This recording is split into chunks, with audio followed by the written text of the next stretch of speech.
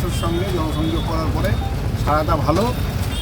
মানুষ এই যে তৃণমূলের যে দুর্নীতি, চুরি এর বিরুদ্ধে, মিথ্যা প্রতিশ্রুতির বিরুদ্ধে মানুষ ভোট দেওয়ার জন্য বা এদেরকে বিদায় দেওয়ার জন্য প্রস্তুত আছে। মানুষের প্রধান দাবি হচ্ছে এই এলাকার যে কৃষি সমস্যা আছে তার সেই সমস্যার সমাধান করা, এবং বিশেষ করে বেকারদের যে যোগ্যতা অনুযায়ী চাকরি, সেই কাজের দাবি উঠে আসছে। কাজের দাবিকে অগ্রাধিকার দিতে হবে। শিক্ষা ব্যবস্থা, যে প্রাইমারি স্কুলগুলো সমস্ত শিক্ষা ব্যবস্থা নষ্ট হয়ে গেছে, স্কুলগুলোকে নষ্ট করে দেওয়া হয়েছে। যে একটা বড় সমস্যা হচ্ছে গঙ্গার ভাঙন, সেই ভাঙনের প্রতিরোধ করার জন্য একটা ব্যবস্থা করতে হবে।